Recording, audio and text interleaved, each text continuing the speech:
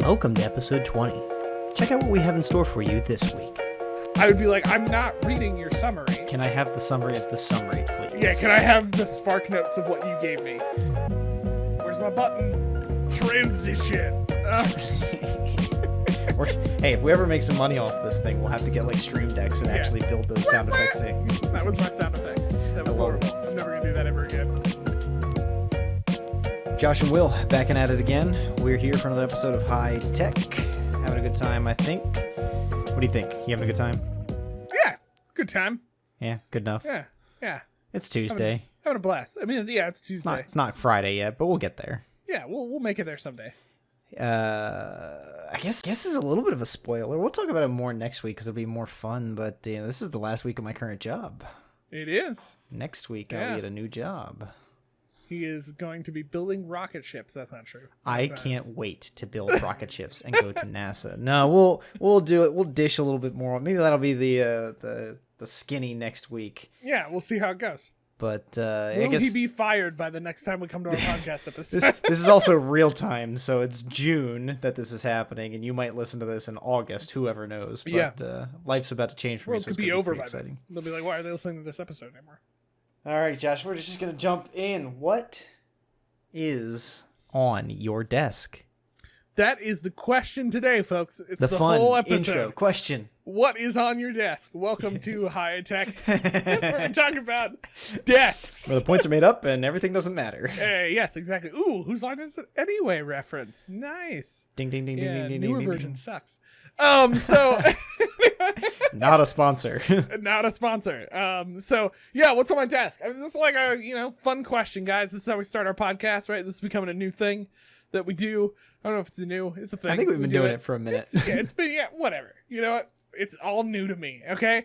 But what's on my desk? We asked this question beforehand, and here's the thing, guys. I realized while I was answering it to Will that I don't really have a lot on my desk. It's empty. It's literally empty. I was like, this is a great question. Literally empty. Okay, I am kind of I'm a weird clean freak. Okay, like I'm not like a clean freak about everything. I just like to be very organized. And this is not how I always was. Like, if you somehow get in contact with my father, he'll tell you this is not how I always was. But I got this way in college. And Will can attest to this, right? There's certain things I had to be organized about. And one of those things is my desk. It's a space that I'm at all the time. Okay, I like it. So unless I am actively using something, it is not on my desk. It's stored away. It's in a bag. Will can attest to this. There's bookshelves behind me, and my books go back up on my bookshelf when I'm done using them. So literally right now, my desk is the mic that I'm using. I got a keyboard, a mouse, not a real one for computer. Speakers, and my computer. I do have my my computer tower on my. Oh man, I mean that's one too many things. I know, it's too crazy. You gotta take one off. Meanwhile, somebody over here is like, "Why do you have a freaking computer tower? This thing called a laptop?" And I'm saying, there is, but I paid a lot of money so I could play video games. That is there, and I do have a wooden picture, one of those things, a wooden thing that they paint on it, of Batman. Well, right, as you should. As I should. I mean, my office is very nerdy, guys. If we're talking what's in your office that you're in, there's a sword hanging to my left. Okay, so I have problems. But I have a picture of Batman. Oh, and my cell phone. I got that and a cup that says Hulk on it that I'm currently drinking juice out of. Yeah, maybe the better question would have been, how many things in your office right now are specifically Marvel related? Now, that's the question for next week. That's another question. Yeah. Oh, there's a lot of those. Because mine would be a whole 0. Yes. But I think that means that I need to pick things up. Now, that'll be we'll put that in the question. What's in your office next week? What's on my desk? All right, left to right. I've got 2 notepads.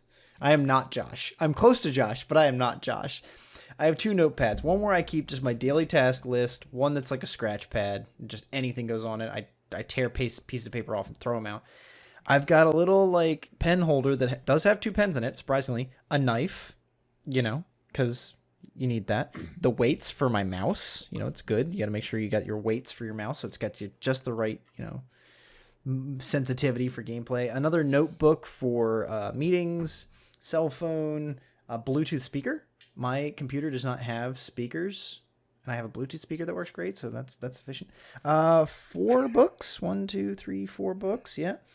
A Sony headset for, over-ear headset, a pencil, charging cable, Sudoku, a physical book of Sudoku. I've realized as we're talking about this question, like as we're going through it, I'm like, this might be really boring. But there's a lot of personality. Oh, there's a lot of, we're having fun with it. You know what? I'm going to try something new on a High Tech Podcast, folks. Okay. This is not going to get to you for a little while, but you know what? Will, you do Twitter for us? Yeah. And ironically, we're going to talk about that today. Spoiler alert. Spoiler alert. We should throw this up on Twitter too. Find us on Twitter, folks. Okay, at High Tech Podcast. Okay. And what I want you to do is I want you to send us some questions we should ask at the beginning of an episode. Ooh. Right? Like, what do you want to know?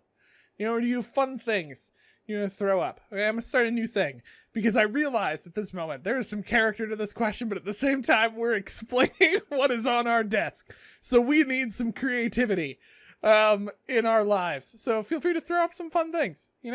Fun questions. They can't be super deep questions because that's why we have our conversations and app sections of the episodes. But throw up. We try and keep it short. Throw up a fun question. Don't ask me what underwear I'm wearing. Don't do that. That's not what we want to know. But what underwear are you wearing? Not sharing that. Oh, boring. I know, exactly. So yeah, share that up. Again, at High Tech Podcast. If you don't follow us on Twitter, you should. Because we post things, mainly just our episodes, but apparently now we're going to ask you to do questions. I'm doing something on the fly, so let's do that. And I'm 0 for 2 tonight on Twitter posts. I've had to delete twice today because I didn't proofread, and I put out stupid things. So that's why I let Will do the Twitter, and I simply just retweet whatever he posts. Yeah, well, that's my thing. Now I'm not gonna be able to find the GIF that I was gonna. It's we're done. I just give up. It's we're not even doing a podcast tonight. Falling apart. I quit immediately. I love it. So the conversation then for this evening. I guess it's evening for us. It could be any time for you. It could be whatever time. Yeah, the conversation is desks. We're just gonna continue. The specific books on my desk. Really deep conversation about desks. I really have for a long time wrestled with, even as a student, undergrad, grad student, I really wrestled with like, man, is this the best assessment? Like, how many 2-page, 5-page, 20-page papers have you written? You're like, I spent 3 pages just trying to like repeat myself in new ways. You know what I mean? Like, is this really absolutely. getting things? I've had a bunch of those before, and I've seen this happen a lot over this last year where students like are talking about how they're getting all this busy work. Now, I think sometimes that's student perspective, but at the same time, I've had those same thoughts. Like, I remember, hopefully whoever this person is doesn't listen to this podcast. We'll see. Let's hope you don't know this is you. I remember being in a class once, and they like post to a discussion, and the post was literally like a 2-page paper double spaced to the discussion. Wow. And it was like summarize what you read. That was it. It was literally like, just summarize what you read. And in my head, I'm going, this is like, I'm not processing what I'm reading. I'm literally just regurgitating what I read to you in a 2-page paper. And then we were supposed to reply to each other. And the replies were just trash because what are you going to reply to? I'm reading your thing about the same thing that I just read. I know that's what it said. I read it. Like, what am I supposed to, what am I supposed to be like? Good job. You nailed it. I've always wrestled with those things because I think that like the reading comprehension assessments are important. So reading quizzes, summary papers, whatever. But like making those collaborative really seems to miss the target. Like, I want the students to read the book, so I'm going to give them an assessment that makes them read the book. Good. Now I want them to do that in pairs. Why? or summarize back to each other. To your point about like what we're going to be talking about, right, is like we're talking about like, good assessment, but we're specifically talking about like how can you use what we call kind of short form, and we'll talk about that a little bit here, what that means. But to your point, like I think in that area, the collaboration thing was also a miss.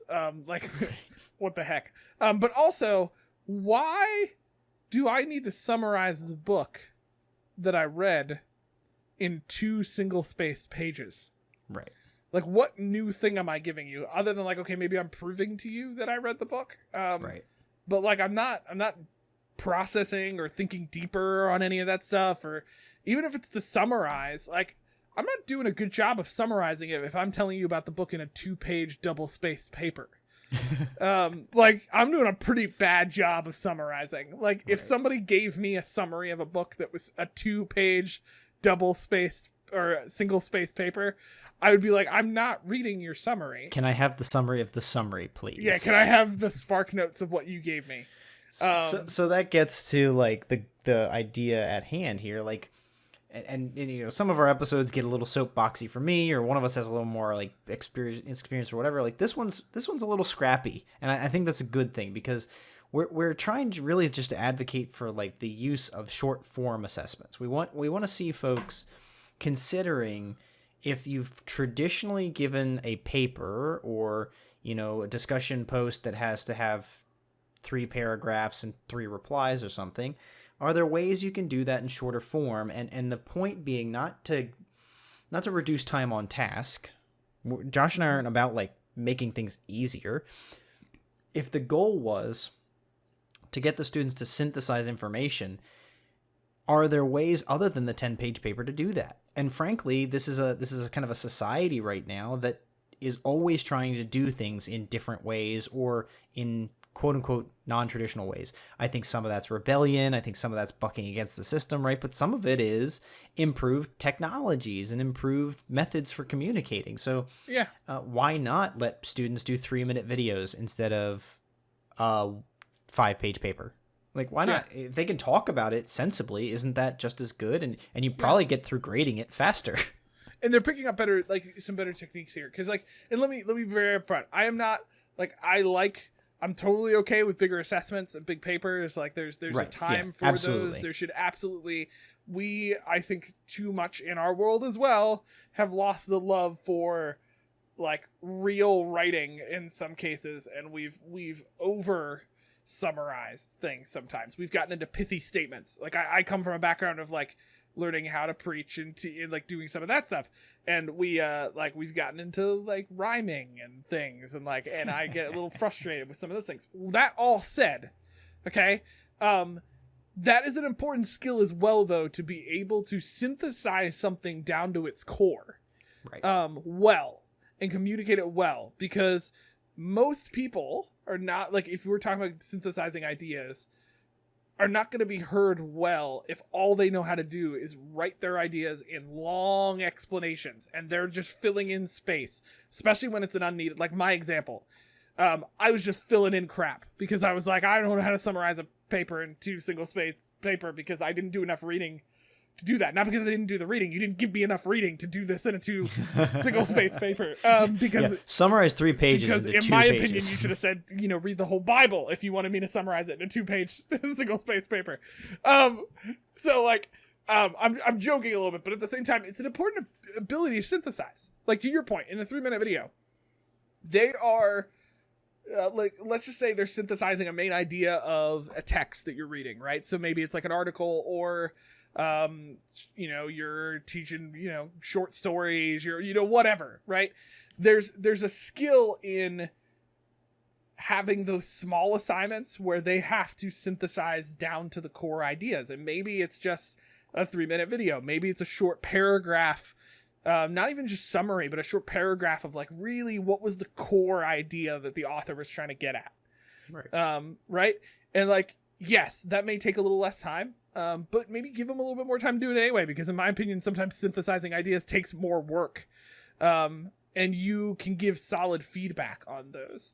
I'm getting a little soapboxy, I feel like, but I like this. It's kind of like, it's a thing that I've noticed, and I've increasingly found a love for what those little kind of short form ideas can do for teaching someone how to synthesize and work through ideas and communicate well. Right.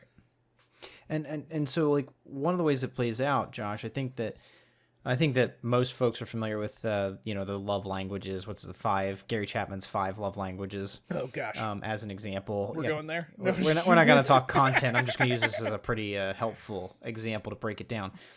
If you're having students read a text that had something like that, the 5 main somethings, or the big ideas that you wanted them to track and understand, by the end of it, you didn't need them to rewrite the book, right, to make sure that they understood it. You would maybe need them to prove to you that they could recite the 5 languages, the 5 love languages. Maybe you want them to prove as well that they could reiterate or paraphrase the definitions of those languages. And then, so what are the 5? Paraphrase what you understand the 5 to be, and then do some element of application showing me you could actually do what you think it is. So if you think gift giving, the love language of gift giving, is this, that, or the other thing, then you might do an activity where the student actually does something to demonstrate that happening, right? That doesn't have to be a 20-page research paper. It can be. I'm all for it. There's a great place for the research paper. We're not saying, again, just like in the lecture conversations, we're not against lecture. We're not against the 20-page research paper. What I'm trying to advocate for is a lot of folks don't believe that the short form assessment is effective. And if you can get the students, I think, to get into less words more frequently, I think that's the bigger challenge, because it's something that I wrestle with a lot as a younger guy. I always liked to wax eloquent. I just wanted to use as all these vocabulary words I possibly could. Not surprised, right? Yeah. Because at some point somebody gave me a dictionary and carte blanche to use it. But I know that when I would wax eloquent and go on these tirades of words, it was fun. I got to learn a lot of vocabulary and make sure that they made sense of one another. But it didn't mean that people could understand my message. It didn't mean that my poetry was good. It didn't mean that my treatise made sense. I had a couple people, in my teens come to me and be like, hey, dude, you've got great things to say. You need to find better ways to say it. Well, okay, that's a personal thing, and I worked through what that meant and why people were saying that to me, but that is impactful for what we want of our students. They need to be ready when they're done our class, whatever our class is, to be able to, I guess, hold testament to what they learned. And if they can't, in a sense, give somebody an elevator pitch on your 5 love whatever, or for your top 7 this or your 10 that, whatever your content area is, right? If they can't give an elevator pitch on each of those 10 items that you've taught them in the course, big broad items, are you getting them to effectively learn your content? And so that might even be all we're advocating for, is like, keep your course exactly as it is currently, but at the end of each unit of instruction, make them do an elevator pitch. Oh, boom. Yeah. I like the elevator pitch thing. Like if we're getting into practical examples here, package it that way, right? Like, let's use like an example of what I see often, which I see instructors treat as a toss away more than anything else, which is what we often call in our institution, like the reading journal. Okay. Right. Like the toss away, we needed a weekly assignment. We needed some way to tie the reading to something. So here's the weekly reading journal. Okay. And it's a, maybe 2-page double-spaced paper. Even that much? I mean, I've seen 3 versions of that in my time. And there's the, did you read this week? Yes or no? Oh, yes, 100%. There's the report the percent you read this week. Yeah, no, I've seen that. And then there's the 1-page or 2-page reflection. I'm just be blunt here. I'm gonna make some people angry if they listen to my podcast who work with me in this space. But this is life, okay? I am so tired of what's the percent that you read? That is doing no benefit for the person reading, okay? The elevator pitch is doing a benefit. It seems like a small assignment, right? But what if it was simply to say like, hey, you got, let's ignore like a Twitter principle or something like that. Let's just throw in like you got 3 sentences to summarize what this chapter was about. Right. Okay. And then maybe if you want to get into this, I'm totally okay with like some bullets or some tossing in of like, okay, then also throw in some proof of why this is the point. Okay. Like cites and page numbers. Give me some proof, but like, give me the elevator pitch. What was this chapter about? What was the core thought? Because the reality is the writer had a core thought when they were writing. I hope they did, or it was bad writing. Like they should have had a core thought about what they were writing. That's going to do so much more. Yeah. Because then they've had to work to synthesize what that chapter was about. And even if you throw in the resources, which I'm totally good with that stuff, like finding support, because you can find the support in a bulleted format or whatever you want them to do after the elevator pitch. If you got a couple chapters they read that week, man, do that. Like, okay, now you got some more pages in there, but it's short form. Right. Okay? Give me the elevator pitch for each chapter or the book, like the section in general. Give me the elevator pitch. Give me some support for why this is the elevator pitch, just so you can kind of tie back to what they were saying. Right? Because what that's doing is teaching them in a way to actually conversationally work through that. Now that could be writing. It could be a video, like you said. Maybe it's a 3-minute video where they just give like the elevator pitch for the video for the chapters. Literally, like just let them talk. Let them talk for a little bit. There's nothing wrong with that. We don't have to turn around about that, and that's not a throwaway. If you give really good feedback to their elevator pitch, like man, tear that elevator pitch apart. Like, that's going to be a number of practices that are useful. Why they used a certain, term, or why they explained it that way, so you can have them thinking through what they're saying.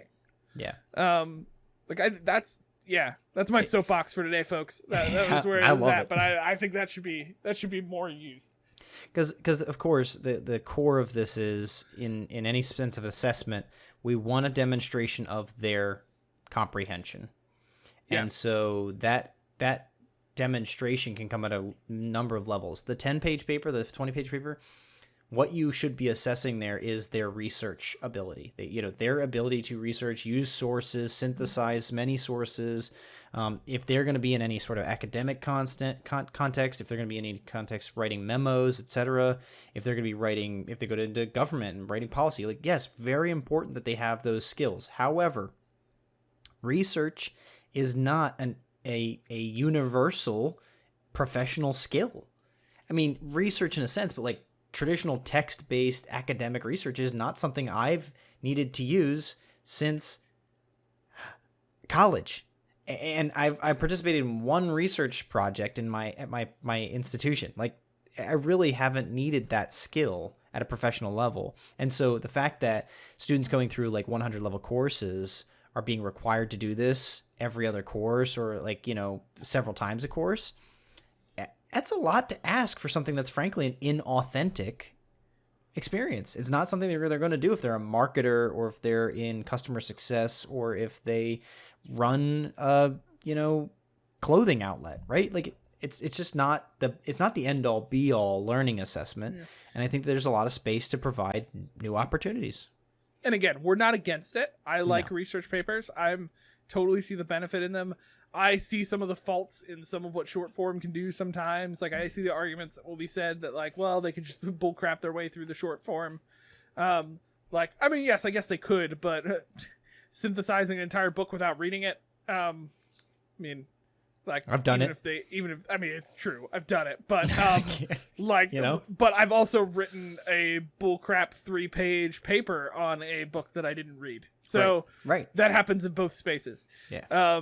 It can definitely happen in those areas. And I see tons of advantage to prompts and things like that. I'm not against that type of stuff. Like, we're not just saying elevator pitch is short form. There's a lot of ways short form happens. Right. It's just thinking through that those short things that you ask them to do are not throwaways. They can be intentionally used to assess whether their retention of what they've been reading, their depth of what they've been looking at, it can be used intentionally in learning. Now, most of this might leave you thinking that Josh and I are probably just a couple of twits, but while you're not wrong, really just want to make sure you know now, in sense of short form assessments, right? One way you could do this. And so today we're going to recommend Twitter as a venue for these short form assessments. Transition. Hey, if we ever make some money off this thing, we'll have to get like Stream Decks and actually build those sound effects in. That was my sound effect. That was horrible. I'm never. Or we can just do it. We're just doing it the cheapo way. Yeah, just using our mouths. Using our mouths, which is going so well for us right now. So Twitter, is where everyone stopped listening. And cut. Josh will give me some analytics next week. He's like, why do you keep talking, Will? Just shut up. Sorry, Twitter for education. Go. I ruined your transition. Go ahead. I personally did not like Twitter as a social media for a very long time. I was against it. I thought like, ugh, it's this degrading language. I've said some of I personally, seriously, honest to God, Scout's honor, if that was a thing. I'm not a scout. You're not but a scout. I was a Cub Scout. I'll give it to you. Cub Scout honor then for you. Yeah.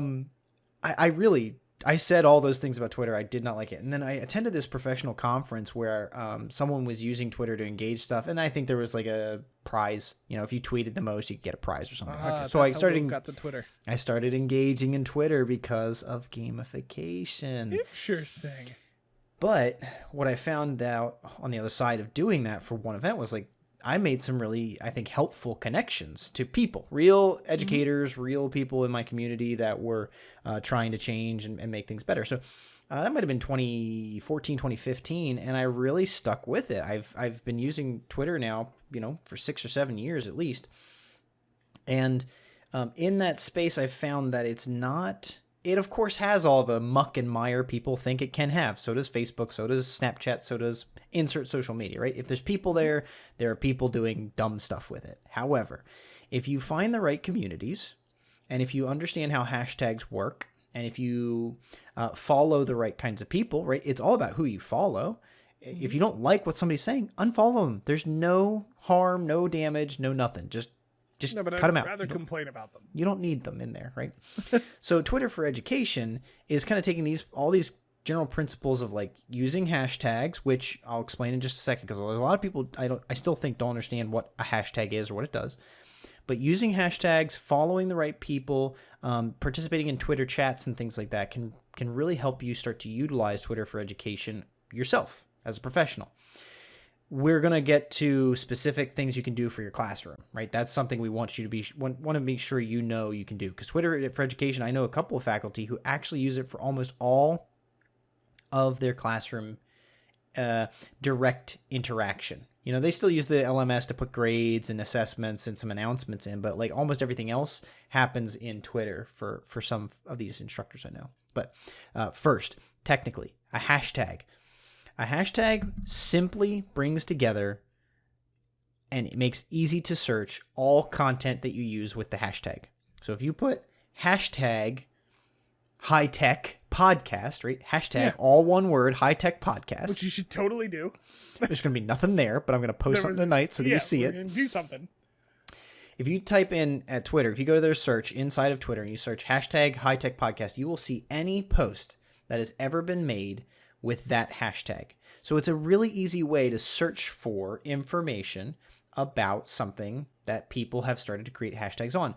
The joke about hashtags is like hashtag, right? Like if people are saying hashtag love my life, hashtag anchors for days. I don't know. Like anchors for days? I'm just thinking of like basic things. We'll dig into that one later. Hashtag 2020. Right. Hashtag 2020. Again, for those of you who know hashtags at this point, you're probably like, we get it, okay? Right. But there are some people who don't, and the point is that it's a categorization thing, okay? Right. It helps you if you're search. Thinking about it, yeah. It's a native feature that is now across social media, but I would say Twitter was kind of one of the big ones who started this thing of hashtags. And you can easily search that stuff in Twitter. So, how does this all come together to use it in your classroom? Because there's a professional side, which we could talk about for a while, which Will's much better at than I am. But how do we use it in the education space? Okay, how do we use this in our classrooms? How do we use this? So, Will, I would be interested. Why don't we start with you? You have a couple examples of like instructors who have used this or how you've seen it used. What do you think of there? I can toss in some of my ideas and what I've seen too. Then, yeah. So one of my instructors, friends, colleagues of mine, uses it with each of her classes. And so she creates a hashtag for the class. And it might be something like, right, LAN, let's say language, LAN 101 FA fall 2121, right? So it's a short form code. And she says to her students, she makes this kind of methodology.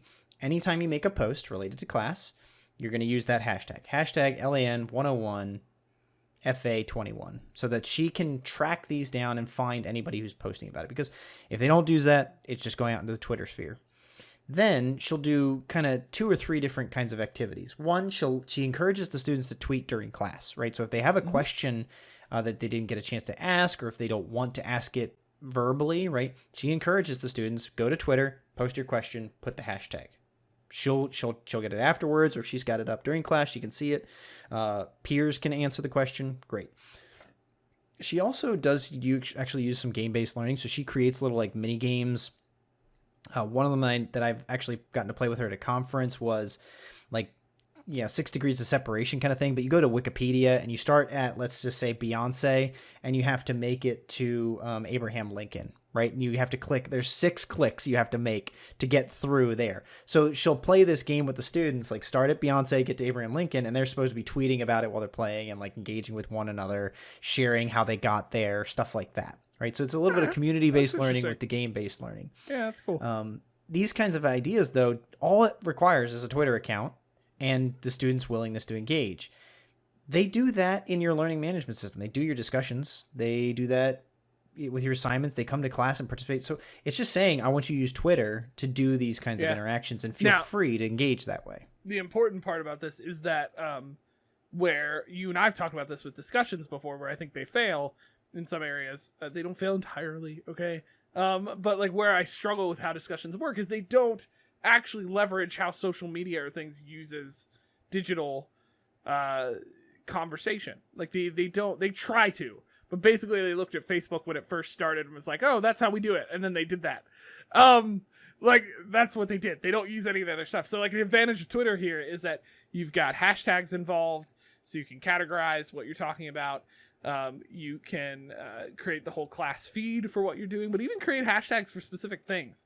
What I've seen is, and I've not gotten a chance to do this myself, although now I want to try to play around with this a little bit in some of the trainings and things that we do. But in general, like I've seen like the tweeting during class type of thing, right? Okay. Here is where Twitter can be a short form type of thing, where it's like, hey, if there's a good point or an idea or something, I love being able to say, hey, tweet that out into the hashtag. Okay. And why? Because you're building a library of points, of things, of important ideas that have been shared. And it's not just the instructor. It's not like you as the instructor are going to be like, I say so many important things, tweet me. Silly students. Like, no, like classmate says something really, really important or profound. How many times have you forgotten that or you forgot to write it down? Like, hey, tweet that. Okay, create a hashtag. Create a hashtag Bobby's deep thoughts if Bobby in class is creating things. You know what I mean? Like there's ways you can leverage what's happening on social media that they can have fun with. Right. That is, you're building a class kind of brain through it by doing it. Right. And making impact. And again, it's synthesizing some ideas. Twitter requires them to, have a limit. You're leveraging what Twitter's doing, which is a limit, synthesizing ideas, social interaction, categorization, being able to find each other's ideas. You're leveraging that well, and I think with intentionality can generate good discussion, can generate good ideas, can generate even almost like we'll talk about this in future episodes, almost like a wiki for your class through Twitter. Like there's maybe some leverage to those components. Those are how I see it used really cool. And to your point, like now the game thing is kind of cool. I really like that idea. That'd be cool to see that play out in some other areas. Leveraging that's Wikipedia like and Twitter thing. It's like a kind of thing that she's doing there. Yeah. She's using one activity while making sure that they're connecting in Twitter on the other. Yeah, they're connecting in Twitter. It really helps, of course, create some engagement practices for the physical classroom, but you could do this online. That's one of the things I think would be great about Twitter for online. The students don't have to be on at the same time. Yeah. Whenever they post to Twitter is good. And you can embed feeds out of Twitter. I've never thought about this before, but what would it look like to embed a feed for the Twitter into an online class of like ideas that are coming up? Create this kind of connection. Again, this can get messy at times. There's some experimenting that needs to be done with this. We're idealistic and high tech right now, so we're throwing out some idealistic ideas. But I think there's potential here of how you could really use Twitter well. Again, students have to be comfortable with it, and it can't be gimmicky, guys. Like there's the other piece of Twitter for education I would say is I've seen people just be like, hey, tweet during class or talk to each other, and there's no like intentionality to how you're using the tools that Twitter uses. And you're also not going to use this just because you think your students use Twitter. Depending on your student's age, most of them may not actually use Twitter. They may have been done with Twitter a long time ago and be on to something else. Right. I just like Twitter for this because it has the tools necessary to do what we're talking about. Like it does this well. Right. Yeah. And there's I think one of the other elements that Twitter does offer that you can't get through your LMS or whatever. Because there's certain things like, okay, if a tweet can only be 240 or 280 characters now. They updated it, but it's 280 now. It's very limited. It can have one picture or one GIF in it. You can put out a poll. You can tag other people in it. Like, there's some of that content you can do in your discussion forum in your LMS, right? Mm-hmm. And I encourage you, go ahead and do that. If you're not comfortable with putting folks on Twitter or requiring them to be in a public space, which I understand, like, there are ways you can make your account private, and that can help. But if you really aren't comfortable with the social media element, because there is a public nature that can change this dynamic, but it can be helpful. Use your discussion board and just use those parameters. Only one picture or one GIF, only a certain amount of letters, done, right? But Twitter lets you connect with real people. And I'll tell you, it amazes to me when I've was in grad school and I was reading through authors, and my professors give me books, and my professors are giving me articles from these leaders in the field. James Gee, for instance, on gamification. You can go find those people. You can find James Gee. You can find some of these leading authors and famous folks who you're going to reference in your course materials, and at them and see, tag them and see if they'll connect with your classroom. That's one of those things that Twitter does offer. You can connect with real world people who can bring alternate perspectives into your classroom, which I think is a helpful thing. And you get access to authors who sometimes might charge money to usually come into your classroom, right? But will for free and easily just reply to your tweet because they want to. Or they're sharing ideas, so you can use those ideas in there. Another useful thing that could be let's get off the social part of this for a second and think about I would love, and I've seen this once or twice, find some hashtags that work towards the topic of the class that you're looking at or what you're doing, and have students check out that hashtag and maybe evaluate a resource or something that's posted into that hashtag, or take a look at what's there, right? People are posting into Twitter. They're not just posting their 280 character post or whatever it is. I didn't actually double check ourselves.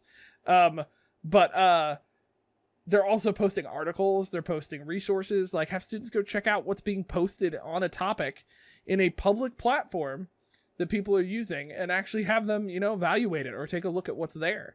You're going to get a crazy amount of things that are there. You may not know what you get back. But it's also teaching them how to use current resources and tools that are there that professionals are using to do this. And I think that's the other piece of this too, is this idea of this digital citizenship type of idea. You're teaching good principles through this. What does it look like to synthesize ideas well? What does it look like to interact with people in these tools? We think these are things that students already know, but they don't, because we don't, because we are all people who make mistakes. So we're teaching these ideas, we're working through these ideas, and that's why I think Twitter is just a good platform for this. It has good tools. It may not be tomorrow. Who knows? There might be a new thing out called, I got nothing. Nice chimps. I don't know. There's a new tool called chimps. Nice. Solid. I did a great job. Well done. I did so good. So stuck the landing. Nailed it. But yeah, please save me. Say something else. No, I just think that with Twitter, some of the primary concerns are kind of, social media can't do what I want it to do, or privacy, or I don't want to use that. It's okay. Twitter's not the end all be all. There are ways to use these methodologies with your existing technology or another platform, but I would encourage you to consider it.